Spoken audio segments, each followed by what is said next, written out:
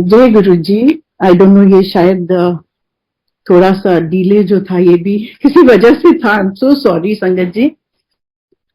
सबसे पहले गुरु जी के श्री चरणों में प्रणाम और सारी संगत को बहुत प्यार भरा नमस्ते। And thank you so much uncle for giving me this opportunity to share my to allow me to share my experiences with गुरु जी।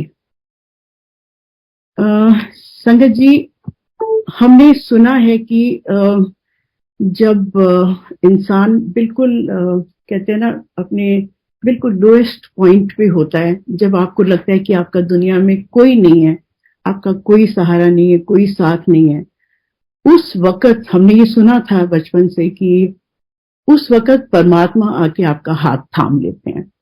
और हमारे साथ एग्जैक्टली यही हुआ। 2007 में मेरे हस्बैंड क्योंकि आर्मी से हैं, हमको मेरे हस्बैंड की पोस्टिंग आई असम में, जहां उनको जाके एक यूनिट रेस करना था। जो फौजी हैं वो समझेंगे कि यूनिट कमांड करना जो है ये एक बहुत बड़ी रिस्पॉन्सिबिलिटी होती है, because you become responsible for everything happening in the unit. और नई बटालियन को रेस करना जो है ये उससे भी ज्यादा चैलेंजिंग काम होता है, क्योंकि you have to start from a scratch. और क्योंकि मेरे हस्बैंड दिल्ली आर्मी हेडक्वार्टर से जा रहे थे असम, तो हमको पता चला कि हमारे साथ जो ऑफिसर्स पोस्ट हुए थे उस यूनिट में, उसमें से एक ऑफिसर जो था वो थोड़ा सा प्रॉब्लमेटिक था। फौज एक ऐसी ऑर्गेनाइजेशन है जहां पे आपकी रेपुटेशन, आपका नाम जो है वो आपसे पहले ट्रैवल करता है। और इस ऑफिसर के बारे में सबको मालूम थी ये बात कि ये ऑफिसर जो है ये प्रॉब्लमेटिक है और ये अपने सीनियर्स के लिए हमेशा कुछ ना कुछ प्रॉब्लम्स करता है। तो पीपल सजेस्टेड माय हस्बैंड कि आप क्योंकि यहाँ पे हो तो आप इस ऑफिसर का पोस्टिंग कैंसिल करवा के किसी और की पोस्टिंग आप अपने यूनिट में डलवा लो, क्योंकि नई बटालियन है, नई रेजिंग है, तो उसमें आपको अपने जो ऑफिसर्स हैं उनका साथ बहुत जरूरी होता है, बहुत जरूरी चाहिए होता है। I don't know what happened. My husband just refused. He says नहीं, मैं इस ऑफिसर की पोस्टिंग चेंज नहीं कराऊंगा और ये मेरे साथ मेरी यूनिट में जाएगा। और या तो ये वहां से चेंज होके निकलेगा, नहीं तो I will learn a lesson for life. I really don't know Guruji ने ये शब्द मेरे हस्बैंड के मुंह से उस वक्त क्यों निकलवाए। We didn't know what was in store for us then. जब हम असम गए और जैसा मैंने आपसे कहा कि ये you have to start from a scratch, तो my husband was very very busy meeting people और इधर उधर लोगों से मिलना जुलना, and he was really busy. उस चीज का फायदा उठा के इस ऑफिसर ने, true to his name, he created some problem. इसने कुछ गड़बड़ की, बहुत गलत काम किए, और जब तक ये लाइमलाइट में आया, जब तक मेरे हस्बैंड को पता चला, actually it was a little late. तो हम एक्चुअली बहुत ज्यादा कुछ कर नहीं पाए, और जिसका नतीजा ये हुआ कि क्योंकि सीओ जो होता है कि यूनिट का, he is like a father of the घर, कि जब कुछ बच्चे कुछ गलत काम करते हैं तो माँ बाप को भुगतना पड़ता है उसका। और यही कुछ हमारे साथ हुआ। मेरे हस्बैंड की इतने सालों की कमाई हुई नाम, इज्जत, उसको एक दाग लग रहा था। और फौज में जैसा मैंने कहा कि आपके यूनिट पे कोई, आपकी यूनिफॉर्म पे कोई दाग नहीं लगना चाहिए। आपके लिए फौज में हमारी कमाई जो होती है एक नाम ही होती है। And my husband being a very very sincere, very very upright, honest officer, उनका एक बड़ा नाम है फौज में। और you know that was being tarnished because of his doings और अदर मिस डूइंग्स। सो ये चीज हमको बहुत खा रही थी, and it was actually troubling us. और ये हमारी जिंदगी का एक बहुत ही आई वुड से कि बहुत खराब पॉइंट था हमारी जिंदगी का। हमने सब जगह ट्राई किया, सब कुछ करके देखा, वो कुछ हो नहीं रहा था। और जैसे मैंने कहा कि जब सारी दुनिया आपका हाथ साथ छोड़ देती है तो उस वक्त ईश्वर आपका हाथ पकड़ता है। और 2009 में हम उस वक्त दिल्ली में थे, क्योंकि मेरे पेरेंट्स दिल्ली में थे, तो मैं दिल्ली आई हुई थी। और हमको किसी के थ्रू पता चला कि ऐसे एक गुरु जी का आश्रम है दिल्ली में, भाटी माइंस में। हमको उन्होंने कुछ बहुत ज्यादा नहीं बताया, हमको सिर्फ 2 चीजें पता चली मंदिर के बारे में। एक तो ये कि वहां पे कुछ प्रसाद जो है वो थोड़ा अनयूजुअल होता है, समोसा, ब्रेड पकौड़ा, चाय, जो किसी बाकी मंदिरों में प्रसाद नहीं होता। और दूसरा ये कि अमूमन जो शिवलिंग है वो मंदिर के अंदर होता है, और इस मंदिर में शिवलिंग जो है वो बहुत बड़ा है और मंदिर के ऊपर है। और वो शिवलिंग बिना किसी सपोर्ट के इतना हैवी स्ट्रक्चर कैसे खड़ा है, बेसिकली हम ये देखने गए थे क्योंकि मेरी बेटी उस वक्त आर्किटेक्चर की स्टूडेंट थी, तो शी गॉट रियली इंट्रिग कि देखें जाके ये स्ट्रक्चर खड़ा कैसे है। संगत जी, मैं, मेरे हस्बैंड, मेरी बेटी और मेरे ब्रदर, हम चारों जने मंदिर पहुंचे। और जो पहला कदम हमने मंदिर में रखा है, हमको बहुत ज्यादा समझ नहीं थी और बहुत ज्यादा कुछ पता भी नहीं था, लेकिन एक ऐसी फीलिंग जरूर आई कि जो आपकी कॉलिंग होती है, जैसे कोई जगह आपको बुलाती है ना, ये शायद वो जगह थी। एक ऐसी फीलिंग हम सबको आई, सिर्फ मुझे नहीं, हम चारों को ये फीलिंग आई। और जैसा हम जानते हैं कि 2009 में ना तो इतनी संगत होती थी और ना ही कोई लाइंस, ना ही कोई सेवादार से आपको गाइड करने के लिए, पता हमको कुछ था नहीं। हमने ना तो समाधि पे मत्था टेका और जाके सीधा प्रसाद की लाइन में लग गए। उन दिनों प्रसाद मेन हॉल से पहले जो लेफ्ट साइड में एक छोटा सा स्ट्रक्चर है वहां मिला करता था। लाइन में थे, सबसे आगे मेरे हस्बैंड थे। उस दिन प्रसाद हमको मिला, एक ब्रेड पकौड़ा, एक लड्डू था और एक चाय प्रसाद। तो we were really nice that my husband took out his wallet to pay for the prasad. मतलब हमारा इंट्रोडक्शन गुरु जी के दरबार में ऐसे हुआ। और जैसे ही अंकल ने अपना वॉलेट निकाला, वो जो सामने सचिन अंकल थे, मुझे याद है, उन्होंने एकदम से हाथ जोड़ दिया और कहा, अंकल प्लीज यहाँ ये सब नहीं चलता, आप प्लीज प्रसाद खाइए।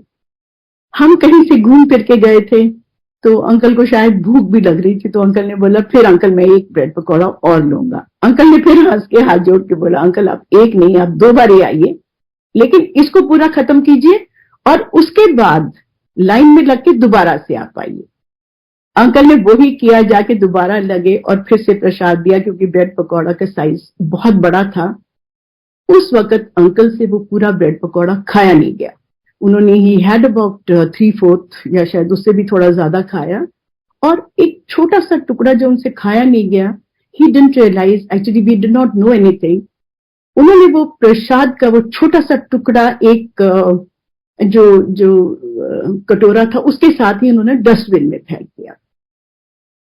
संगत जी, हमको बिल्कुल पता नहीं था कि प्रसाद गुरु जी का क्या होता है और वो क्या करता है। ये बात हमको बहुत बाद में समझ में आई कि गुरु जी का जो प्रसाद है उसका एक एक कण हमारे ना तो इंटरनल, ना एक्सटर्नल, ना सोशल, कोई भी जितने भी जो हमारे आसपास नेगेटिविटी होती है उन सबको वो दूर करता है, ट्रीट करता है। It is a medicine for us basically. उसके बाद हम मेन हॉल के अंदर चले गए। जब अंदर जाके बैठे हैं तो बड़ा अच्छा लगा, बहुत साफ सुथरा, बहुत साफ सफाई, बहुत शांति। It was very unlike any other mandir that we had been to. और मुझे जो एक चीज उस वक्त नहीं समझ में आई वो ये था कि जितनी भी संगत अंदर आ रही थी, जितने भी लोग अंदर आ रहे थे, वो शिव जी की मूर्ति को तो बाद में मत्था टेकते थे, पहले जो खाली कुर्सी है उसको मत्था टेक रहे थे। आई एम सॉरी संगत जी, मैं ये बात बोल रही हूँ क्योंकि मुझे उस वक्त जो लगा ये मैं वो बता दी। हम भी जाके बैठ गए चुपचाप। थोड़ी देर के बाद मंत्र जाप शुरू हुआ। हमने देखा मंत्र जाप में सब लोग बड़े मेडिटेशन में बैठ गए, चुपचाप मंत्र जाप हुआ। उसके बाद हम भी सबके साथ बाहर आ गए। मेरी जिज्ञासा बड़ी, मैंने आके, एक अंकल आंटी थे, एक बड़ी पुरानी संगत है गुरु जी की, आई am sorry I am forgetting his name, their name rather. मैंने उन आंटी को पूछा, मैंने कहा आंटी ये गुरुजी कौन है और इनसे कब मिल सकते हैं। मुझे लगा कि शायद गुरुजी के वो जो अंदर लगा हुआ है सिंहासन, उस पर गुरुजी कभी आते हैं और बैठते हैं और मिलते हैं। उस आंटी ने जैसे ही मुझे सुना, उन्होंने एकदम से, उनको समझ में आ गया कि हम पहली दफा आए हैं मंदिर में and we do not know anything about Guruji. तो आंटी ने एकदम से बोला कि aunty, for me Guruji is my Waheguru, my रब। उन्होंने पूछा आपको कौन लेके आया? तो हमने कहा हमें कोई नहीं लेके आया, हम तो अपने आप आए। तो एकदम से उनकी आंखों में चमक आ गई और उन्होंने एकदम मुस्कुराकर बोला, she says this was your calling, आपको गुरुजी ने बुलाया है। अगर आप अपने आप आए हो तो आपको गुरुजी ने बुलाया है। आंटी आप आते रहो, मत्था टेकते रहो, गुरुजी की ब्लेसिंग्स लेते रहो, he will reveal himself to you, you need not ask anybody, आपको किसी से पूछने की जरूरत नहीं गुरुजी कौन है। विद टाइम गुरुजी आपको खुद दिखाएंगे, क्योंकि आपके और गुरुजी के बीच में तीसरा कोई नहीं आ सकता और ना ही किसी की जरूरत है। संजय जी, मुझे आंटी का ये बोलना जो था वो बहुत अच्छा लगा, क्योंकि बड़ी बारी हम जब किसी जगह पे कुछ प्री कंसीव नोशंस के साथ जाते हैं तो आई थिंक आपकी एक्सपेक्टेशंस उस जगह से, उस चीज से थोड़ी बढ़ जाती है। फिर उसके बाद आंटी ने हमसे अपनी कुछ सत्संग सुनाई अपनी बेटी की, और फिर जब हमने उनको बताया कि हम फौजी हैं तो आंटी बड़ी खुश हुई। एंड शी सेड कि गुरुजी फौजियों को बहुत प्यार करते थे, करते हैं आज भी रादर। और फिर उन्होंने जनरल मल्होत्रा की एक गोस्ट ट्रेन वाली एक बड़ी फेमस सत्संग है वो सुनाई। संजय जी, हमने सुना, लेकिन अच्छा भी लगा, लेकिन शायद बहुत ज्यादा विश्वास हुआ ऐसा नहीं हुआ। पर मंदिर का वो जो पहला एक्सपीरियंस जो था, उस मंदिर में जो हमारा पहला कदम था वो बहुत ही ब्यूटीफुल था। मतलब it was just out of the world. हम वापस आए वहां से नेक्स्ट डे, क्योंकि हमारी फ्लाइट थी वापसी की, हम वापस असम आ गए और मेरी बेटी अगले दिन अपने जयपुर अपने कॉलेज पहुंच गई। जब हम वापस असम आए, क्योंकि ये जो कुछ भी यहाँ चल रहा था, उस ऑफिसर ने कुछ कुछ करके, कुछ मैनिपुलेशन करके इस केस को आगे बढ़ने से समहाउ रोका हुआ था। अब हो ये रहा था कि हमें था पता, सबको था, ऊपर से नीचे तक सबको मालूम था कि कौन गलत है कौन सही है। एंड लाइक आई सेड कि एक रेपुटेशन होती है, मेरे हस्बैंड की एक रेपुटेशन थी, people knew what kind of a man he was. So सबको सारी कहानी पता थी, लेकिन जब तक ऑफिशियली अगर कोई चीज आउट हो जाती है तो वो ऑफिशियल तरीके से ही फिर वो बंद होनी होती है। तो हम ये चाहते थे कि इंक्वायरी शुरू हो और केस बंद हो, जो ये हो नहीं रहा था। हम जब मंदिर में मत्था टेक के गए, सरप्राइजिंगली हमारे जाते ही जो केस था उसने एक बड़ी स्पीड पकड़ी और फटाफट इंक्वायरीज हुई, और जो जो कुछ भी प्रोसीजर्स थे, I don't need to go into the details, वो सब कुछ हुआ। और उस ऑफिसर का भी जो होना था वो हुआ। और क्योंकि ये बात मुझे बाद में रियलाइज हुई कि मेरे अंकल ने, क्योंकि वो एक प्रसाद का छोटा सा टुकड़ा, अपनी जो मेहर थी, गुरुजी की ब्लेसिंग थी, वो हमने फेंक दिया था, चाहे अनजाने में ही, लेकिन ये हमसे हुआ था गलती, जिसका खामियाजा मेरे हस्बैंड को भुगतना पड़ा। संगत जी, इस सारे एपिसोड में मेरे हस्बैंड का जो नाम था वो थोड़ा सा खराब हुआ, क्योंकि होता यह है कि लोगों को बहुत कुछ पता होता है, कभी नहीं भी पता होता, लेकिन एक चीज जब फैलती है तो कहीं ना कहीं उसका इफेक्ट जरूर होता है। उसकी वजह से मैं और अंकल हम बहुत बहुत ज्यादा परेशान थे। मैं अक्सर साईं बाबा की, क्योंकि हम भक्त थे, तो मैं साईं बाबा के सामने बैठ के अक्सर रोया करती थी। And I would ask him कि क्यों अच्छे लोगों के साथ ऐसे होता है, आपको तो पता है क्या सच्चाई है, क्यों आप ऐसी परीक्षा लेते हो अच्छे लोगों की। ये सारी चीजें जब हो रही थी, तो इस बीच हम जब ये सब हुआ तो उसके बाद अब गुरुजी ने, क्योंकि ये स्पीड अप कराया था सारा प्रोसीजर और सब प्रोसेस और सब कुछ हुआ, तब हमारी पोस्टिंग की हम वेट कर रहे थे। हमारी पोस्टिंग नहीं आ रही थी। रोज सुनते थे कि आज यहाँ पोस्टिंग आ गई, वहां पोस्टिंग आ गई, लेकिन पोस्टिंग हमारी आ नहीं रही थी।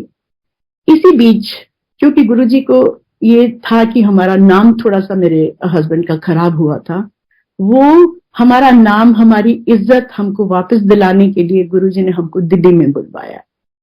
और दिल्ली में एक प्राइम मिनिस्टर की टी-डे परेड होती है, जिस परेड का ऑफिसर इंचार्ज बना के हमको दिल्ली आर्मी हेडक्वार्टर में एज एन एडिशनल ऑफिसर बुलाया। यहाँ आके मेरे हस्बैंड ने जो काम किया उसकी बहुत सराहना हुई, right from our seniors to the defence ministry to PMO office, सबने बहुत सराहा। और ये गुरु जी का एक तरीका था, जैसे मैंने कहा, हमारा नाम वापस देने का, हमारी इज्जत हमको वापस देने का। Thank you so much Guru ji, thank you. हम जब दिल्ली आए, क्योंकि हमारी पोस्टिंग तब तक नहीं आई थी, हम टेम्परेरी थे वहां पे, and we were staying in the mess. उस वक्त हमारा मंदिर आना जाना शुरू हुआ। हर सैटरडे को और हर मंडे को हम बड़े मंदिर जाना शुरू हुए और गुरु जी के यहाँ जाते थे, मत्था टेकते थे, सत्संग सुनते थे। लंगर प्रसाद खा के आते थे। और हर फ्राइडे को दिल्ली में एक सत्संग पहले होती थी हर वीक, ओल्गा आंटी की सत्संग। उसने मुझे कोई एक दफा ले गया तो मैंने वहां जाना शुरू कर दिया। अब ओल्गा आंटी के यहाँ और मंदिर में भी जो पुरानी संगत से जिनसे भी हम सत्संग सुनते थे, वो जब अपने एक्सपीरियंसेस हमारे साथ शेयर करते थे कि उन्होंने गुरुजी के साथ बैठे, बात की, उनको छुआ, उनकी सेवा की, मैं सच्ची बताऊंगी गुरुजी, संगत जी, मुझे कहीं ना कहीं एक जलन होती थी अंदर कि गुरुजी, मैंने आपको क्यों नहीं देखा, आपने हमको क्यों नहीं बुलाया, हम तो इतना पास रहते थे, हम तो दिल्ली में ही थे और इतना पास हमारा माता के मंदिर आना जाना था, हमें क्यों नहीं कभी आपके बारे में पता चला, मैंने क्यों नहीं आपको देखा। सजय जी, अगर आपको याद हो तो 2006-07 में एक टीवी में प्रोग्राम आता था, साईं तेरे कितने हाथ, तो उसमें मैं हर एपिसोड के बाद ये सोचती थी कि वो कौन सी रूहें होती हैं, वो कौन सी ब्लेस्ड सोल्स हैं, वो जो उस वक्त धरती पे आती है जब ईश्वर आते हैं। और ये चीज सोच के कि हमने सिर्फ गुरुजी को मिस किया जस्ट बाय 2 years, एक अंदर से मुझे कहीं ना कहीं एक बहुत बेचैनी होती थी। और जब भी मैं सत्संग से वापस अपने रूम में हम आते थे, I would sit in front of गुरुजी's swaroop and cry and fight with him कि मुझे क्यों नहीं बुलाया, मुझे आपको देखना है। संजय जी, हमने सबने सुना है कि आप जब बहुत शिद्दत से, बहुत ज्यादा किसी चीज को आप जब करते हो तो ईश्वर को भी धरती पे आना पड़ता है। और ये मैं छोटा मुंह, मुझे माफ करें गुरुजी, मैं छोटा मुंह बड़ी बात बोल रही हूँ। हमारी, जैसे मैंने कहा, कोई हमारी पोस्टिंग नहीं आ रही थी तो वी वर ऑब्वियसली थोड़ा सा डिस्टर्ब तो थे हम। एंड जैसे मैंने कहा, मुझे बड़ा था, मैं उल्गा को भी बोलती थी कि मुझे अपने घर में सत्संग करना है, मुझे भी गुरुजी को बुलाना है। तो उल्गा मुझे हमेशा बोलती थी कि अभी मत बुलाओ, जब आपको घर मिल जाएगा तब आप सत्संग करना, आप मेस में मत करो सत्संग। पर मुझे एक था कि मुझे गुरुजी को बुलाना है अपने घर में। तो मैंने अंकल को बोला, 22 मार्च 2011, मुझे अभी भी डेट बहुत अच्छे से याद है, वॉज द फर्स्ट डे जब हमने अपने मेस में सत्संग किया था। सत्संग से एक दिन पहले 21 तारीख को my husband came back from office और उनकी शक्ल देख के मुझे लगा कि my husband is a very simple soul, तो उनके जो कुछ भी होता है वो शक्ल पे एक्सप्रेशन से मुझे पता चल जाता है that something was bothering him, something कुछ हुआ था ऑफिस में, किसी ने कुछ कहा। कई बार लोग कुछ बोल जाते हैं विदाउट रियलाइजिंग कि आप किसी को कैसे हर्ट कर रहे हो, तो ऐसा कुछ मुझे लगा कि हुआ है। So I told him, I said छोड़ो, सबको कल सत्संग के लिए कुछ लेना है तो कैंटीन चलते हैं, वहां से सामान लेके आते हैं। माय हस्बैंड सेड, नहीं मुझे कहीं नहीं जाना, मुझे थोड़ी देर सोना है, तुम जाओ, तुम अकेले जाओ। संगत जी, मैंने कार उठाई, 3:30 बजे का टाइम था। मेरे दिमाग में अभी भी ये चल रहा था कि किसने कुछ कहा होगा अंकल को, क्या बोला होगा, गुस्सा था, कुछ बाहर की गर्मी थी, 3:30 बजे, मार्च का महीना, कितनी गर्मी थी। मैं कैंटीन आई हूँ, अपना एक दो छोटा मोटा जो सामान लेना था वो लेके मैं बाहर निकल रही हूँ। I was still in side the canteen. आप में से जितने लोगों ने अगर कभी दिल्ली का स्टेशन कैंटीन देखा है तो अंदर उसके पहले कुछ कुछ जगह पे लोहे के बेंचेस लगे हुए थे। When I was coming out, क्योंकि दिमाग में भी गर्मी थी, तो मेरे को कान में एक छोटी सी एक जैसे विस्पर होती है ना, ऐसे सुनाई दी, तिये गल सुन। I just avoided, I just ignored कि मन यहाँ पे कैंटीन में मुझे कौन तिये बुलाएगा ना। सो थोड़ी देर के बाद फिर मेरे दूसरे कान में एक बहुत ही सॉफ्ट विस्पर, तिये गल सुन, विच आई कुड नॉट अवॉइड। मैंने एकदम से अपनी शक्ल घुमाई, एक सामने एक बेंच के ऊपर एक कोई 80s में होंगे, एक बुजुर्ग सिख जेंटलमैन बैठे हुए थे। उन्होंने सिर पे एक नारंगी रंग का, मुझे याद है, एक पटका पहना हुआ था और थोड़े क्रम्पल से वाइट कुर्ता पजामा पहना हुआ था। बड़ी बड़ी ऐसे पेनिट्रेटिंग आंखें और लंबी फ्लोई दाढ़ी उनकी सफेद, और ऐसे उन्होंने ऐसे 2 उंगलियों से ऐसे इशारा मेरी तरफ करके ना कि भाई मतलब हाँ मैं तुझे ही बुला रहा हूँ टाइप्स ना। मैंने ऐसे देखा, मैंने ऐसे सिर झुकाया और मैं उनके पास गई। मैंने उनको बोला, हाँ जी बाबा जी। तो ही सेज, बहुत ही सॉफ्ट आवाज में, बहुत ही सॉफ्ट आवाज, ही सेज, तिये बुरा ना मनाई, मैं तेनू बुलाया मैनू गेट टिकट छड़ देंगी, बिल्कुल in chest Punjabi he said. तो मैंने कहा हाँ जी। मैंने उनको ऐसे अपना हाथ आगे किया उनको उठाने के लिए। देन आई रियलाइज कि शायद अपने आप वो उठ नहीं पा रहे थे। एक हाथ में उनके वॉकिंग स्टिक थी और एक हाथ में उन्होंने मेरा हाथ पकड़ के ऐसे बड़ी मुश्किल से खड़े हुए, और हम कोई 25-30 या शायद से थोड़े ज्यादा कदम चले होंगे, हौली हौली बिल्कुल धीरे धीरे चल रहे थे वो। विद एवरी स्टेप संगत जी ही वाज सेइंग, वाहिगुरु तेरे नाल है, वाहिगुरु तेरा भला करेगा, वाहिगुरु तेरे नाल है, वाहिगुरु तेरा भला करेगा। और उनकी ये आवाज, एक एक शब्द जो वो बोल रहे थे वो मेरे कानों से मेरा सीधा दिल में उतर रहे थे। और मैं सचमुच every time I do this सत्संग मेरे रोंगटे खड़े हो जाते हैं, क्योंकि वो जो एक्सपीरियंस था, वो जो अनुभूति थी उस दिन मुझे, उनको शब्दों में शायद बयान करना मेरे लिए पॉसिबल नहीं है कि वो एक्चुअली क्या हो रहा था मुझे। बट मुझे बहुत पूरी बॉडी में, पूरी आसपास मुझे एकदम से ठंडक महसूस हुई जैसे। और हम चलते चलते धीरे धीरे आगे जा रहे थे। जो मेन गेट है वहां से थोड़ा सा ही पहले एक रेस्टोरेंट है, तो उसके बाहर भी एक बेंच लगा हुआ है। तो उन्होंने कहा अच्छा तू जा, मैं इतने बैठांगा। देन ही आजमी कि अभी कैंटीन बंद होने में थोड़ी देर है। मैंने कहा हाँ जी। आई टोल्ड हिम थोड़ा टाइम था। तो ही सर अच्छा फिर तू जा, मैं इधर बैठूंगा। मुझे लगा, मैंने कहा ये बुजुर्ग हैं, अकेले हैं, कैसे जाएंगे, क्या करेंगे। उनको मैंने बड़ी बारी बोला, बड़ी मिन्नतें की उनकी कि आपको जहां जाना मैं आपको छोड़ देती हूँ। इसे नहीं, मैं रिक्शा ले लूंगा। और मुझे पता था कि रिक्शा स्टैंड भी कोई बहुत आसपास नहीं है। तो मैंने उनको इतना भी बोला, मैंने कहा मैं बाबा जी आपको रिक्शा स्टैंड पे छोड़ देती हूँ। इसे नहीं, तू जा। फिर मुझे लगा, मैंने कहा भी बुजुर्ग थोड़ी देर बैठेंगे धूप में यहाँ पे गर्मी में। तो मैंने उनको पूछा आप पानी पियेंगे? हाँ पिला दे।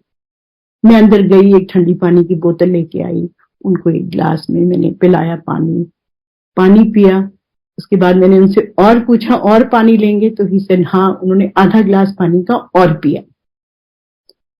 अब जब 1.5 ग्लास उन्होंने पानी पी लिया ना, तो उन्होंने वो जो ग्लास था उसको बॉटल के ऊपर ही ऐसे उल्टा करके और मुझे बोला कि तू जा अभी। मैंने फिर उनको बोला, मैंने कहा जी आपको जहां जाना मैं आपको छोड़ दूंगी। Actually I was feeling sorry for him कि बुजुर्ग कैसे जाएंगे। उन्होंने फाइनली एक बॉटल जो थी वो मेरे हाथ में रख के and he said it in a very firm tone कि हुन तू जा। मतलब उसके बाद मैं वहां पे खड़ी ही नहीं रह पाई। मैं बाहर आई, बॉटल लेके मैंने गाड़ी में बैठी हूँ और सीधा अपने रूम में आ गई। कार से उतरने से पहले मैंने उस बॉटल से थोड़ा सा पानी पिया और मेरे अकल पे शायद पर्दा डाला हुआ था गुरुजी ने कि मैंने वो बाकी सारा पानी जो था वो हमारे रूम के बाहर एक पेड़ था उसमें डाल दिया, विदाउट थिंकिंग कि मैं अपने अंकल को दे सकती थी, हस्बैंड को दे सकती थी। नहीं ध्यान आया मुझे, और खाली बॉटल और ग्लास बाहर ही फेंक के मैं अंदर आ गई। मैं जैसे ही कमरे में एंटर की, my husband was awake, he was sitting, he said what happened, you are looking so dazed. Then I told him, I said, this is what happened with me in the canteen. उनके मुंह से छूटते ही निकला, he says, ये गुरुजी Saint था कोई, तू सारा दिन रोती रहती है, बोलती रहती है कि तूने गुरुजी को देखना है, तूने गुरुजी को छूना है, उनकी सेवा करनी है, ये तेरे दिल में बहुत दिनों से एक तड़प थी जो ये गुरुजी ने आज पूरी की है तेरी। फिर मुझे ध्यान आया कि कैंटीन जो है, फौजी कैंटीन, वो ऐसी कोई जगह नहीं है जहां पे कोई भी बिना आई कार्ड के पहली बात तो आ सकता है। And this is not a place जहां पे कोई घूमते फिरते आ जाएगा, ये कोई पार्क भी नहीं है। ना ही उनके साथ कोई था, ना ही उनके पास कोई सामान था। वो बुजुर्ग वहां कहां से आए, कैसे आए और कौन था उनके साथ, ये सिर्फ गुरुजी जानते हैं। और मुझे उस दिन बहुत ऐसे डीपली आई फेल्ट कि शायद वो गुरुजी थे जिन्होंने मुझे मेरी इच्छा पूरी की जो मैं चाहती थी दिल से। नेक्स्ट डे हमारा सत्संग हुआ जो हमने करना था, बहुत अच्छा सत्संग है, बहुत बहुत अच्छा सत्संग था। इनफैक्ट किसी एक पुरानी आंटी ने बोला भी कि उनको ऐसे महसूस हुआ जैसे गुरुजी अपने सिंहासन पे विराजमान है। सो ये गुरुजी की बहुत बड़ी मेहर थी। और हमने जो वो दिया जलाया था संगत जी, क्योंकि वो दूसरी जगह था, हमारे रूम तक हम वो दिया उठा के भी लाए कार में। वो दिया अगले दिन तक, मतलब पूरे 24 घंटे बिना और घी डाले वो जलता रहा है। थैंक यू गुरुजी। ये छोटी छोटी ब्लेसिंग्स जो होती है ये हमारे लिए बहुत बड़ी ब्लेसिंग्स है। थैंक यू सो मच गुरुजी। गुरुजी ने वैसे तो बहुत मेहर की है, बहुत ज्यादा। और अगर मैं ये कहूं कि गुरुजी ने हमको हमारी सोच से या हमारी हैसियत से बढ़ चढ़ के दिया तो ये गलत नहीं होगा। ये गुरुजी की बहुत बहुत बहुत मेहर है। और तहे दिल से शुक्राना गुरुजी का, हर वक्त शुक्राना। जितना शुक्राना करें उतना कम है। संगत जी, बहुत सारे सत्संग हैं, लेकिन मुझे लगता है मेरी जिंदगी का जो एक सबसे बड़ा जो सत्संग है, जो एक्चुअली क्रक्स है सारी चीजों का, वो ये है कि मैं हमेशा अक्सर ये सोचती हूँ कि हम क्यों आए, क्या काम है हमारा, हमारी जिंदगी का एम क्या है, क्या होना चाहिए। एक पुरानी संगत तो जरूर जानती होंगी, कर्नल तुर अंकल हैं चंडीगढ़ के, गुरुजी की बहुत प्यारी संगत है। वो दिल्ली में कभी कभी आते थे, तो मतलब वो जैसे एक रात के लिए आए तो he would stay in our mess, और वहां से गुरुजी का मंदिर अटेंड किया और नेक्स्ट डे वापस चले जाते थे। और उन्होंने एक दिन मुझे दोपहर को लंच टाइम पे उनका एक फोन आता है मेरे फोन पे, एंड आई वाज सरप्राइज क्योंकि मुझे नहीं वो फोन करते थे कभी भी। तो मैंने जैसे ही फोन उठाया, he says ma'am I just wanted to share something with you. मुझे गुरुजी ने एक बारी ये बात बोली थी कि अंकल 3 चीज़ां दा संगम जिहड़ा है ना वो बड़ी मुश्किल नाल मिलता है, बड़े कर्मा नाल मिलता है। 3 चीजें, एक तो ये इंसानी जन्म, ये इंसानी जामा जो है। दूसरा, आपको इस जीवन का अर्थ समझ में आना कि आपने करना क्या है बेसिकली। तीसरा, आपके पास ये शरीर भी है, आपको वो ईश्वर प्राप्ति की प्यास भी है, लेकिन आपको कोई गाइड करने वाला नहीं है। तो आपको वो सदगुरु की प्राप्ति होना। तेरे को ये तीनों चीजा ने मेक यूज ऑफ इट। और ये बोल के अंकल ने फोन बंद कर दिया। अब आप ये सोचिए संगत जी, मैं जो चीज सोच रही थी, जो कुछ भी मैं सोच रही थी, उसका गुरुजी ने इस सत्संग के थ्रू मुझे इतना ब्यूटीफुल जवाब दिया। और अंकल जो कर्नल तूर मुझे कभी भी फोन नहीं करते थे, वो कभी उनका आना होता था तो वो हमेशा अंकल को फोन करते थे। जैसा मैंने कहा, क्यों उन्होंने मुझे फोन किया और सिर्फ यही बात उन्होंने मुझे क्यों सुनाई, ये गुरुजी का मैसेज था मेरे लिए, जो मैं ढूंढ रही थी, जिसका आंसर मैं मांग रही थी। सॉरी संगत जी, मैं आपको एक बात बताना भूल गई। जिस दिन हमारे यहाँ सत्संग हुआ था 22 मार्च को, उसके 3 दिन के बाद ही हमारी पोस्टिंग आ गई थी। I am sorry, I forgot to tell you this. और पोस्टिंग भी हमारी ऐसी आई कि गुरुजी का जहां दरबार है बड़े मंदिर, उससे 2 किलोमीटर आगे ही एक यूनिट है हमारी ईटीएफ। वहां पे अंकल को वो यूनिट कमांड करने का अवसर गुरुजी ने दिया। जिस दिन हमारी पोस्टिंग आई उस दिन हम बहुत खुश थे कि जगह इतनी सुंदर थी वो, कि मेरे हस्बैंड रोज सुबह अपने ऑफिस जाते हुए यूनिफॉर्म पहन के पहले बड़े मंदिर के बाहर जाते थे, गुरुजी को बाहर से सैल्यूट करके अपनी गाड़ी में से फिर आगे जाते थे। और जिस दिन उन्होंने टेक ओवर किया, उन्होंने अपनी चेयर पे पहले गुरुजी का स्वरूप बिठाया और उन्होंने गुरुजी से कहा कि गुरुजी, मैं तो सिर्फ नाम का हूं, इस जगह को आप कमांड करेंगे, आप देखेंगे, आप जो मुझसे चाहते हैं करवाएं आप, ये आपकी ब्लेसिंग है। और मैं बिल्कुल एग्जैजरेट नहीं करूंगी, गुरुजी ने मेरे हस्बैंड से उस यूनिट के लिए जो भी कराना चाहते थे, जो कुछ भी बेस्ट करा सकते थे मेरे हस्बैंड से, वो गुरुजी की मेहर से मेरे हस्बैंड ने किया, जिसके लिए उनको बहुत तारीफ भी मिली और सब कुछ हुआ, बहुत अच्छा हुआ। इससे अच्छी पोस्टिंग हमारे लिए हो नहीं सकती थी। सो थैंक यू अगेन गुरुजी, बहुत बहुत शुक्राना आपका हर चीज का। हर चीज गुरुजी ने हमको जो दिखाई, उसमें बहुत सारी चीजों में इनिशियली, जैसे हम परमात्मा से हम हमेशा मिरेकल्स ढूंढते हैं। एक इंसानी एक शायद एक ये होती है कि आपको हर चीज में मिरेकल की, ऐसा क्या है जो सिर्फ भगवान कर सकते हैं, ऐसा क्या है। हमारे साथ ऐसे बहुत सारे मिरेकल्स हुए। मैं आपको छोटे छोटे 2 मिरेकल्स ऐसे बताऊंगी।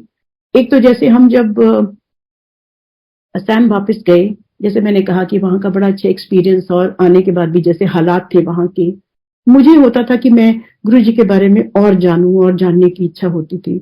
और मेरी बेटी क्योंकि जयपुर में थी, तो ये हर वीकेंड पे जब घर आती थी, तो ये मेरे ब्रदर के साथ मामा भांजी ने मंदिर आना शुरू किया। और मंदिर में ये जो कुछ भी सुनते थे, जो कुछ भी सत्संग ये महसूस करते थे या एक्सपीरियंस करते थे, ये मुझे फोन पे बताते थे। उससे मेरे को और ज्यादा इच्छा होती थी कि मैं कुछ और सुनूं, कुछ और गुरुजी के बारे में करूं। तो मैंने एक फेसबुक पे एक ग्रुप था, एक आंटी, रमा बहन आंटी, पुरानी aunty, Guruji bless her soul, she is no more, उनका मैंने वो ग्रुप ज्वाइन किया जिसमें वो रोज की अपनी एक सत्संग डालती थी, और मैं बहुत रिलीजियसली वो सत्संग पढ़ती थी। तो हमने जब पढ़ती थी, तो अब असम में जिस जगह हमारी एक पोस्टिंग थी, वहां जंगल के बीचों बीच में था वो, और वहां पे बहुत ज्यादा बारिश होती थी। बारिश मतलब बहुत बहुत ज्यादा बारिश होती थी, और एक बार बारिश हुई तो लाइट जो चली जाती थी वो जल्दी से वापस नहीं आती थी, और इंटरनेट कनेक्शन भी नहीं होता था। लेकिन गुरुजी की मेहर की, और ये एक बार से ज्यादा हुआ है, आई डोंट रिमेम्बर एग्जैक्टली कितनी बार, कि मैंने, जब लाइट नहीं है, जब पीछे से इंटरनेट का कनेक्शन टूटा हुआ है, मैंने गुरुजी का हाथ जोड़ के गुरुजी से प्रार्थना की, गुरुजी मुझे आपकी सत्संग पढ़नी है। कंप्यूटर ऑन किया, आंटी की सत्संग पढ़ी, और उसके बाद जैसे ही दिल में थोड़ा सा लालच आया कि मैं कोई 2 गेम्स खेल लूं या अपना कुछ और कर लूं नेट पे, तो वो इंटरनेट एकदम चला जाता था, क्योंकि लाइट ही नहीं थी, इंटरनेट था ही नहीं। ऐसे ही एक बार जब मेरे हस्बैंड और बिटिया मंदिर जा रहे थे, मैं क्योंकि संडे सेवा में होती थी, तो ये दोनों आते थे मुझे लेने के लिए शाम को।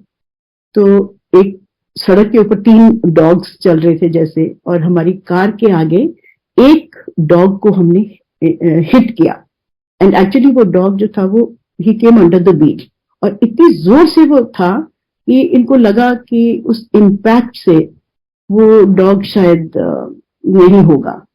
और हम लोग सब क्योंकि डॉग लवर्स हैं, तो मेरे हस्बैंड को भी बहुत बुरा लगा कि ये क्या हुआ। उन्होंने नीचे उतर के ऐसे इधर उधर देखा, तो उन्होंने मेरी बेटी को आवाज लगाई, श्रुति उतर नीचे देख जरा। मेरी बेटी ने एकदम से अपने आंखें बंद कर दी, से नहीं पापा, I don't want to witness this, मुझे नहीं देखना नीचे क्या है, क्योंकि इनको लगा कि वो डॉग जो है वो इतनी जोर से जो हिट किया था वो बेचारा बच नहीं सकता था। जब मेरी बेटी नीचे उतरी, तो इन्होंने देखा ना कार के ऊपर, ना सड़क के ऊपर कहीं, ना तो कोई खून का छींटा था, ना ही कुछ था। और सडनली दे सॉ कि वो तीनों के तीनों डॉग्स बड़े प्यार से, बड़ी मस्ती से वापस उसी सड़क पे ठीक ठाक चलते जा रहे। मतलब वो डॉग कोई उनमें से कोई लिम्प भी नहीं कर रहा था। ऐसे ऐसे बहुत सारे मिरेकल्स गुरुजी ने हमको छोटे छोटे दिखाए, जो मैं अक्सर शेयर करती रहती हूँ। बट संगत जी, गुरुजी is not just about miracles, he is भगवान। हमने बहुत बारी सत्संग सुनी है, और मेरा खुद का भी एक्सपीरियंस है, गुरुजी ने मुझे भी लाइफ बख्शी है कि जिंदगी जो है वो सिर्फ परमात्मा दे सकता है। तो ये अगर गुरुजी जिंदगी देते हैं, तो गुरुजी भगवान है, रब है। और ये बहुत लोगों के साथ ये एक्सपीरियंसेस हुए हैं। 2021 में मेरे फादर, जिनकी एज 92 थी उस वक्त, उनके ब्रेन में ब्लड क्लॉट हुआ एक जगह पे। डॉक्टर को दिखाया, उन्होंने जब टेस्ट किए तो देखा, उन्होंने कहा कि अगर ये अभी ऑपरेट नहीं हुआ तो इनको और प्रॉब्लम हो सकती है, और पैरालिसिस हो सकता है उस साइड, तो आप इनका ऑपरेशन फटाफट कराओ। अब क्योंकि उम्र थोड़ी ज्यादा थी, हमने एक नारायणा हॉस्पिटल है, उनके न्यूरोसर्जन है डॉक्टर गुप्ता, उनसे हमने बात की, तो उन्होंने कहा आप इनको ले आओ, मैं देखता हूँ। उन्होंने जब सारे टेस्ट किए तो उनकी बाकी फैकल्टीज जो थी वो बिल्कुल ठीक थी, तो उन्होंने कहा मैं इनका ऑपरेशन कर सकता हूँ, but let me prepare you कि इनकी याददाश्त चली जाएगी। अब वो याददाश्त या तो टेम्परेरीली जाएगी या परमानेंट भी जा सकती है, क्योंकि डिमेंशिया इज ऑलरेडी सेटिंग इन, इनकी एज इतनी है। तो इस चीज के लिए आपको पहले से ही तैयार रहना है। अब जब आईसीयू से मेरे फादर को जब नॉर्मल एक रूम में लेके आए, तो डॉक्टर ने हमको बोला कि आप धीरे धीरे इनको बाकी जो पुरानी बातें हैं, इनके जो बच्चे हैं उनको सबको इनके सामने लेके आओ, उनके नाम पूछो, जिन B2C की इनको कितना याद है कितना नहीं, और इनका जो अपना पर्सनल स्टाफ है उनको लेके आओ, उनके बारे में उनकी शक्लें दिखाओ, बात करो। संगत जी, डैडी क्योंकि मेरे ब्रदर के साथ रहते थे घर में, सिर्फ ये 2 जने ही रहते थे, तो उनके मुंह पे मेरे फादर मेरे ब्रदर को उनके निकनेम से बुलाते थे राजू, तो उनके मुंह पे वो नाम राजू चढ़ा हुआ था। So everybody was Raju for him, ना वो उन्होंने किसी को पहचान रहे थे ना कुछ और, बट वो राजू, हर एक बंदा राजू था, डॉक्टर भी राजू, मेरा भाई भी राजू, हम भी राजू, सब। the only person he recognized was जब हमने, क्योंकि हमने ऑपरेशन जो आईसीयू था वहां पे भी और रूम में भी डैडी के बेड के साथ हमने एक गुरुजी का छोटा सा स्वरूप रखा था। जैसे ही मैंने गुरुजी का स्वरूप उठा के डैडी के सामने ऐसे दिखाया कि डैडी ये कौन है, एकदम से ही मेरे फादर, क्योंकि उनके हाथ बंधे हुए थे और लेटे हुए थे, तो उनका सिर ऐसे उठा और हाथ दोनों उन्होंने जोड़ने की कोशिश करते हुए, ऐसे जैसे नमस्कार करते हैं ना, ऐसे करके, और उनके मुंह से सिर्फ यही निकला कि बेटे ये तो रब है। और हम सारे बच्चे, डैडी के सब बच्चे गुरुजी को मानते हैं, हम सब मंदिर आते हैं, सब कुछ है, लेकिन मेरे फादर शायद गुरुजी को बहुत ज्यादा नहीं मानते थे। For him, because he was a staunch Shiv bhakt, तो उनके लिए भगवान वॉज शिव जी, और शिव जी भगवान थे, उसके अलावा और कोई नहीं है भगवान। उन्होंने हालांकि सारा लिटरेचर जो कुछ भी अवेलेबल है गुरुजी का ऑनलाइन और बुक्स वगैरह, तो वो पढ़ते थे वो सब कुछ, बट उन्होंने ऐसे ओपनली कभी गुरुजी को शिव जी ऐसे कुछ नहीं कहा। इस टाइम पे जब उन्होंने अपने सारे बच्चों तक को नहीं पहचाना, उन्होंने वो शिव का रूप गुरुजी की फोटो में देखा, गुरुजी के स्वरूप में देखा, और जैसे जैसे वो हमेशा जब भी उनके सामने हम वो स्वरूप रखते थे तो वो एकदम से उनका सिर ऐसे अदब से झुक जाता था, एंड ही यूज्ड टू से कि ये तो रब है बेटा, ये तो रब है, ये तो शिव जी ने, यही उनके मुंह से निकलता था। सो मच सो ऑपरेशन के बाद वो 10 महीने बेड में थे। जब भी वो खाना नहीं खाते थे तो मेरा ब्रदर हमेशा उनको बोलता था कि डैडी ये तो गुरुजी का प्रसाद है। अच्छा बेटे प्रसाद है, ही यूज्ड टू ईट। जब भी कुछ देते थे पीने के लिए तब वो मना अगर कभी उन्होंने किया तो वो यही बोलता था ब्रदर कि डैडी ये गुरुजी ने आपके लिए भेजा है, ये गुरुजी का प्रसाद है, तो he would drink it as गुरुजी's प्रसाद। और जितना टाइम भी वो बेड में रहे उस हालत में, मतलब ऑलमोस्ट 24 घंटे सिर्फ गुरुजी के ही शब्द उन्होंने सुने। और कभी कभी वो ऐसे ही उठ के बैठ जाते थे और ऐसे हाथ जोड़ के, कभी he would start looking at infinity, और एकदम से अपना जो उनका मेडिकल स्टाफ था उनको बोलते थे देखो बेटे गुरुजी आए हैं। तो वो लड़के बेचारे, उनको ना तो कुछ दिखता था ना समझ में आता था, तो वो he would often ask him कि कहाँ है जी, हमें तो कुछ नजर नहीं आ रहा बाबू जी। तो उनको डांट देते थे कि तुम्हें गुरुजी नहीं नजर आ रहे हैं। गुरुजी जाने वो क्या देखते थे, उनको क्या गुरुजी दिखाते थे। लेकिन ये भी एक बहुत बड़ी कृपा है गुरुजी की कि उनके अंतिम टाइम में, लास्ट टाइम में, गुरुजी ने उनको जितनी भी दुनियावी चीजें थी इंक्लूडिंग हिज ओन चिल्ड्रन, गुरुजी ने सबसे उनको दूर कर दिया था, और जिसके पास उनको आगे जाना था सिर्फ उसी के साथ, उन्हीं के साथ उनका जुड़ाव रहा। ये बहुत बड़ी ब्लेसिंग है हमारी फैमिली के लिए, I would say. So thank you so much uncle. सत्संग तो बहुत सारी हैं और मैं अक्सर अपनी बेटी की ही सत्संग शेयर करती हूँ। आज मैं चाहूंगी मेरी बेटी खुद अपनी कुछ सत्संग शेयर करे। If you allow, I would hand over the phone to my daughter. Over to you. Jai Guruji. Thank you so much to this platform to give me एक opportunity अपने गुरुजी की कुछ उनने जो मुझ पे blessings की हैं, जो मेहर की हैं, वो आप सबके साथ शेयर करने के लिए। ये करने से मुझे बहुत डर लगता है 2 रीजन से।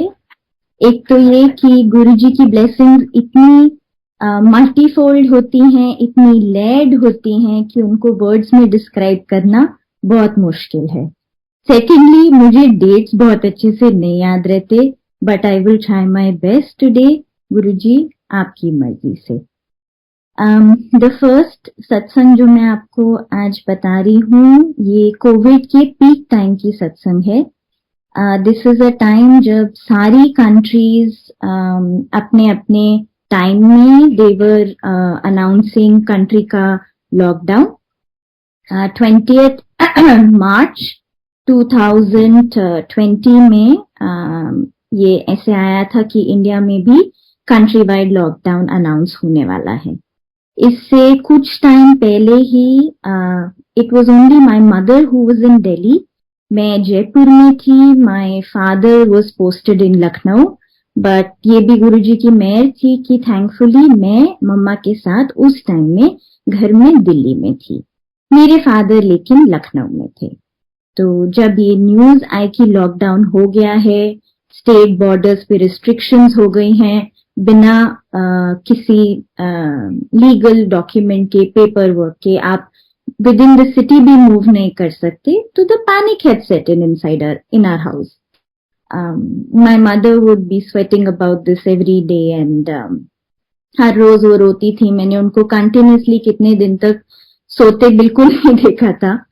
तो एक इवनिंग उन्होंने मेरे फादर से वो फोन पे बात कर रही थी और मेरे फादर ने उनको ऐसे बताया कि एक रे ऑफ होप मुझे ऐसे दिख रही है कि there was this junior of his in army who had served with him, जिनका होम टाउन लखनऊ था और he was posted in Delhi.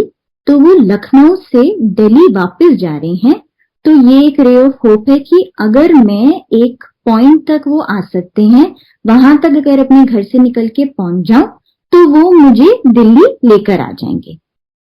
पर उन्होंने मेरी मदर को ये भी बताया कि मैंने उनसे ये रिक्वेस्ट की थी कि अगर मुझे रिटन में एक डॉक्यूमेंट मिल जाए कि मेरे पास ये एक मैं ट्रैवल कर सकूं, अगर वो मिल जाए तो थोड़ा ट्रिप सिक्योर हो जाता और आना मतलब हमें भी श्योरिटी हो जाती कि वो घर आ जाएंगे. बट नहीं मिला उनको वो डॉक्यूमेंट. तो उन्होंने मेरी मदर से इतना पूछा कि आप you think about it and let me know, should I take this decision, should I come or should I not come. My mother said give me a few minutes to collect my thoughts, मैं थोड़ी देर में आपको phone करती हूँ. मेरी mother ने एक बहुत प्यारी, बहुत पुरानी एक संगत है, she is a very dear friend of my mother. She just picked up the phone. उन्होंने आंटी को फोन किया and she was just using her as a sound board. उन्होंने उनको पूरी बात बताई और बोला कि रिस्क बहुत बड़ा है, but I want to see my husband घर में. मुझे बहुत टेंशन होती है, अभी पता ही नहीं है कितने टाइम का लॉकडाउन है, कैसी रिस्ट्रिक्शन है, कोविड क्या है, कुछ नहीं पता है, मैं क्या करूं. That auntie very beautifully only said कि आप गुरुजी से पूछो और कुछ मत सोचो. ये बोल के उनने जय गुरुजी फोन रख दिया. My mother, while she was having this conversation, हमारे घर में गुरुजी का एक मंदिर है.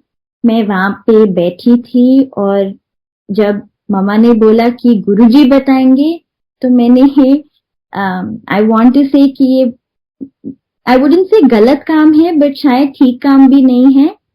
पर मैंने लाइफ में ये 3 बार किया है. This was the second time I did that. मैंने 2 चिट्स ली, एक पे लिखा यस, एक पे लिखा नो. दोनों को फोल्ड किया और गुरुजी के चरण की जहाँ पे फोटोग्राफ है उसके सामने दोनों चिट रखी और मैं वहां पे ऐसे नीचे चौकड़ी मार के बैठ गई और गुरुजी से एक पूरी इक्वेशन ऐसे वर्कआउट करनी शुरू की कि गुरुजी ये 2 चिट मैं यहाँ रख रही हूँ. टाइम ऐसा है कि मुझे सिर्फ आप बता सकते हो कि क्या करूं क्या ना करूं. I am very sorry for doing this Guruji, लेकिन मेरे पास कोई और ऑप्शन नहीं है and there is panic everywhere.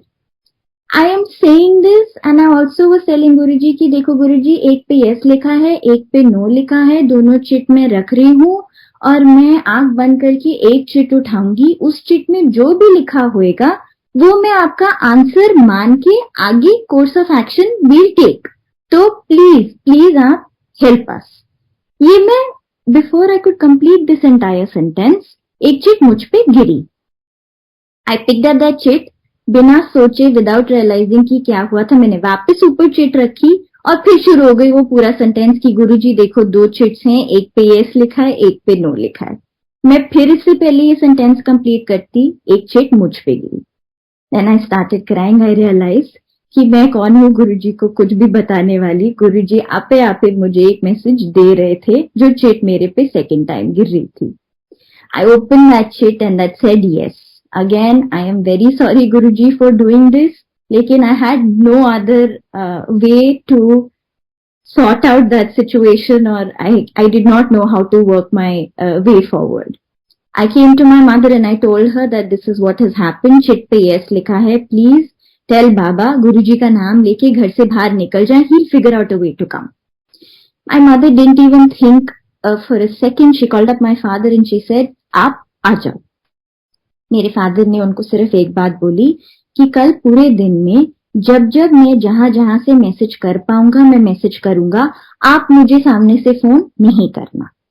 ये बात इतनी कॉन्वर्सेशन हुई, दोनों ने फोन नीचे रखा। That day that evening my mother obviously बिल्कुल भी वो सो नहीं पाई। मैं अपने रूम में गई, मैंने गुरुजी की फोटो उठाई और मैं पूरी रात रोती रही और बोलती रही कि गुरुजी मैंने आप ये चिट रखी, यस बोला, मम्मा को भी बोल दिया, पापा को भी बोल दिया, प्लीज अब आप सारी सिचुएशन प्लीज हैंडल कर लेना, प्लीज संभाल लेना। And I kept crying and I kept saying this to Guruji that Guruji please do this one little thing for me, कि आप एक ब्लेसिंग की एक ब्लैंकेट बन के मेरे फादर को रैप करके प्लीज कुछ भी करके घर वापस ले आओ। I kept saying this and I kept crying and I kept saying, Guruji, please turn into a blanket of blessings around my father and please bring him home. And I kept crying and I kept, saying this. मैं कब सोई मुझे नहीं पता। मैं सुबह उठी, I was pacing up and down and my mother was getting angry because obviously हम पापा को फोन नहीं कर सकते थे। My mother kept saying कि कोई पापा को गलती से भी फोन नहीं करना, मैसेज नहीं करना। तो आई टोल्ड हर मम्मा एक ये आई शेयरिंग वाली ऐप जो होती है उस पे मैं पापा की लोकेशन देख लेती हूँ, at least we'll know what is his space of movement. So मैंने वो आई शेयरिंग वाली ऐप खोली एंड आई सॉ उनकी लोकेशन दिखा रहा था Shiv temple. So I told my mother कि मम्मा पापा तो शायद घर पे नहीं है बिकॉज उनकी तो लोकेशन दिखा रहा है शिव टेम्पल एंड लखनऊ में उनके घर के आसपास। My mother said, okay, but I didn't know कि उनके घर के आसपास कोई भी शिव टेम्पल है, but अभी चुप रहो, कुछ बॉदर किसी को डिस्टर्ब नहीं करना है। Sir okay. I just kept that app open and थोड़ी थोड़ी देर में I would keep going back to it और देखती रहती थी कि पापा की लोकेशन कहाँ दिखा रहा है। In the meantime पापा का मेरी मदर को मैसेज आ गया कि मैं गाड़ी में बैठ गया हूँ अंकल के साथ and I am coming 5 hours में, hopefully Guruji willing I will see you। उसके बाद मम्मा मेरी थोड़ी काम हुई, नॉर्मल हुई and she also got interested. She said अभी देखो पापा की लोकेशन कहाँ है। मैंने कहा अच्छा। मैंने पापा की लोकेशन देखी तो वो दिखा रहा था भोलेनाथ लॉन्स। उसके बाद संगत जी मेरे फोन में I have screenshots till date on my phone the entire next 5 hours every time I went back to the app to see कि मेरे फादर की लोकेशन क्या है। वो गुरुजी शिवजी के नाम के जितने भी नॉमेनक्लेचर्स हैं सारे के सारे नॉमेनक्लेचर्स मुझे उस दिन गुरुजी ने याद दिला दिए। कभी भोलेनाथ लॉन्स के सामने, कभी शिव पान वाला, कभी गुरुजी के जितने भी शिवजी के नाम हैं हर नाम के साथ वो इनवेरिएबली उनकी लोकेशन या तो किसी टेम्पल के सामने होती थी या शिवजी से स्टार्ट होता हुआ कुछ किसी नाम का जगह के सामने होती थी, चाहे वो रेस्टोरेंट हो, लॉन हो, रिजॉर्ट हो, कुछ भी। I started joking with my mother कि मम्मा कितनी फनी बात है ना कि मुझे पता नहीं था कि ये पूरा रूट इतना रिलीजियस है कि यहाँ पे कंटिन्यूअसली शिवजी के नाम की चीजें हैं पूरी रोड पे। And my mother, she got a little angry and she said, "ऐसे don't say like that."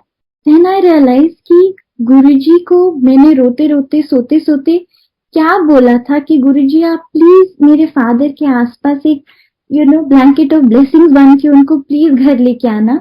तो मैं तो बोल के सो गई थी, बट गुरुजी इतनी छोटी सी छोटी बात भी सब सुनते रहते हैं। वो लिटरली मेरे फादर को ब्लैंकेट करके घर लेके आ रहे थे।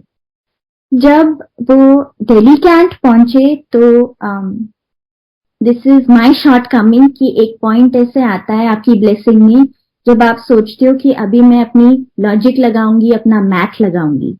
तो जब वो दिल्ली कैंट पहुंचे और मेरे फादर ने मेरी मदद को मैसेज भी भेज दिया कि I reach Delhi cantt. Delhi cantt से हमारा घर सेक्टर 50 गुड़गांव पहुंचने में 40 मिनट्स लगते हैं। उन्होंने बोला 40 मिनट्स में now I will be home. जब ये मैसेज आया तो मेरे दिमाग ने लॉजिक ढूंढना शुरू किया। तो I thought to myself कि लखनऊ से यहां तक का तो मैंने कभी भी गूगल मैप पे देखा नहीं है, शायद ये बहुत ही रिलीजियस रूट है, लेकिन दिल्ली कैंट से लेकर मेरे घर तक का रूट तो मुझे बहुत अच्छे से पता है, इसके बीच में तो कोई मंदिर नहीं आता, तो अब मुझे गुरुजी क्या दिखाएंगे? This is my short sightedness, this is my shallow thinking कि मैं ऐसे सोची। तो मुझे गुरुजी ने उसका भी इतने प्यार से जवाब दिया। जब उन्होंने मुझे पहले दिखाया, जब वो दिल्ली कैंट में थे, तो दिल्ली कैंट में एक हनुमान टेम्पल है। दिल्ली कैंट पे हनुमान टेम्पल पे मेरे फादर के फोन में उस ऐप में क्या हुआ मुझे नहीं पता, बट उनकी लोकेशन वहां पे फ्रीज हो गई। From there to the moment he came home, उन 40 मिनट्स तक मेरे स्क्रीन पे मेरे फादर की location was in front of Hanuman temple. तो उस टाइम में जहां मैंने अपना दिमाग लगा के सोचा था कि ये लोकेशन में तो कोई मंदिर नहीं आएगा, वहां पे भी गुरुजी ने ऐसा कुछ किया कि मुझे अपनी स्क्रीन पे कंटिन्यूअसली गुरुजी दिख रहे थे। जब वो घर आ गए, उनने घर आके बोला कि ये दिस इज ओनली गुरुजी। इतना सीमलेस ट्रांजिट कभी नहीं हुआ कि कहीं रिश्ते में किसी ने हमको रोका नहीं, कोई पेपर नहीं मांगा। And this is when they were coming in a civil vehicle without any permit. In the evening uncle जो लेके आए थे उनने मेरी मदर को फोन करके ये बोला कि it's a very funny thing ma'am, पूरे रास्ते जब हम आ रहे थे on every check point, instead of people asking us for a permit, they literally were saluting us and letting us go as if वो हमारी वेट ही कर रहे थे आगे जाने की।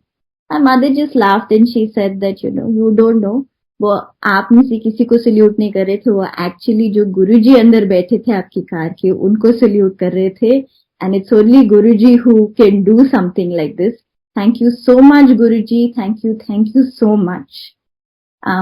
If there is time I would like to do one more satsang uncle. जी aunty जरूर। Okay, this satsang is from the time when I had gone to do my masters.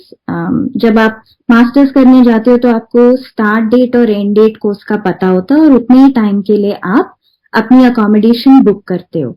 I had gone to do my masters in London और 52 weeks के लिए मैंने अपनी accommodation book की थी from start day of the course to end day of the course. उतने की ही payment की थी और उतने ही दिन का मेरे पास अकोमोडेशन था। जब कोर्स खत्म होता है उसके बाद मुझे नहीं पता था एक एग्जीबिशन होती है एंड आपकी सारी your degree is out, everything is out. उसके बाद एक you are invited for an exhibition which is not in that 52 weeks का पीरियड। सो जब मेरा कोर्स खत्म हुआ आई गॉट टू नो कि मुझे वो एग्जीबिशन के लिए I was asked to present my model which was 1.5 by 2 metre बड़ा। तो उस प्रोजेक्ट, उस एग्जीबिशन के लिए वो जो मॉडल बनाना था वो बनाने के लिए मैं कंटिन्यूअसली बैठी रहती थी और उस पे काम करती रहती थी। और ये करने में मेरे से एक चीज ये मिस हो गई कि मेरे ध्यान से बिल्कुल निकल गया कि वो जो मुझे एक्सटेंड करना था पीरियड वो मैं करना भूल गई थी। मेरा स्टूडेंट अकोमोडेशन ऐसी थी कि वी हैड इंडिविजुअल रूम्स और एक कॉमन एरिया था जहाँ पे एक लाउंज था और एक किचन था। मेरा मॉडल इतना बड़ा था कि मैं उसको रूम में नहीं लेके जा सकती थी, तो I was working on that model in the lounge itself. मैं दी ओनली मतलब मुझे दिन कब होता था रात कब होती थी भी नहीं पता चलता था। तो उस टाइम में मैं अपना मॉडल कंप्लीट कर रही थी and this is a thing between Guruji and me कि जब भी उनको मुझे कुछ याद दिलाना होता है, कुछ alarm when he needs to set in my head about something, वो अपने ऐसे बड़े बहुत प्यारे जीव जंतु मेरे पास भेजते हैं। तो मैं अपना मॉडल, जहां तक मेरा मॉडल का हाइट था, वहां उसके बिल्कुल ऊपर I saw very big spider. वो स्पाइडर देखते एकदम से मुझे डर लगा and I got up. Now I am also thinking कि लंदन जैसी जगह में जहां बहुत क्लेंडीनेस होती है और ऐसा चांस नहीं था कि इतना बड़ा स्पाइडर वहां होता, but any how I jumped up and I got up and first instinct था कि मैं अपने रूम जाऊं।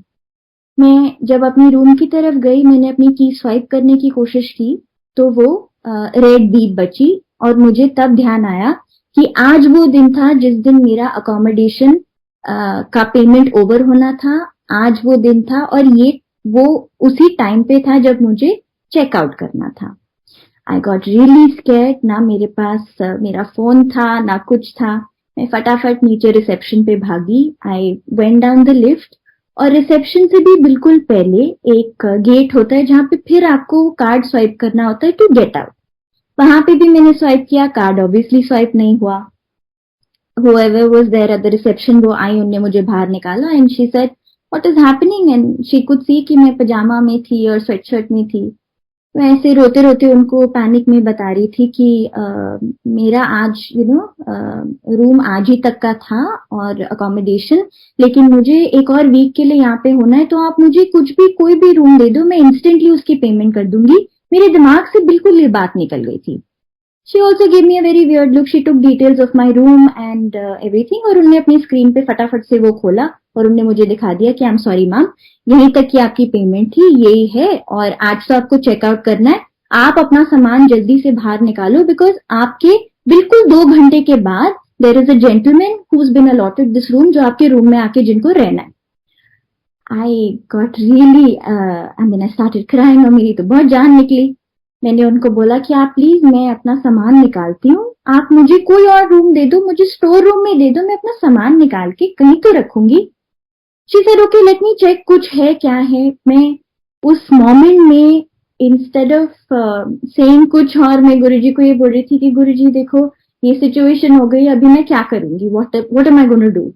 मैं ये सोच रही हूँ, रो रही हूँ and that lady is checking and she tells me कि आई एम सॉरी, यहाँ पे तो कोई और अभी अकोमोडेशन नहीं है। And she comes back to the screen जहां पे उन्होंने वो पेज खोल रखा था। वो 2 मिनट तक उसको स्टेयर करती रही and then she kept staring back at me and she did this back and forth for like 1 or 2 times and I looked at her and I was wondering क्या हो रहा है। तो I asked her, I said what's happening. तो उन्होंने मुझे बोला can you go back and swipe your key. I said, मेरा की आपको पता है और मैं रो रही हूँ और कैसी हालत में आप मजाक कर रहे हो, बोल रहे हो पीछे जाके स्वाइप करो। I said, what are you saying? She said, please can you go and do that? I said, okay. I went back, वो गेट खुल गया। So I came to her and I said, what is happening? She said, ma'am, even I don't know what is happening. You look at the screen. She turned the screen around to me. जिस एक extra week के लिए मुझे रहना था, वो date automatically 1 week आगे चली गई और वो दिखा रहा था कि that has already been paid of.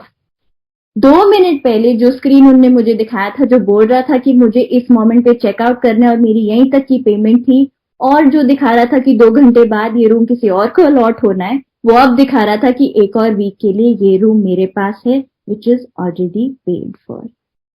Thank you so much Guruji for all the blessings that you give us every single day. आपके बिना एक मोमेंट, एक पल भी मैं एग्जिस्ट नहीं कर सकती। Thank you so much uncle, thank you so much संगत जी।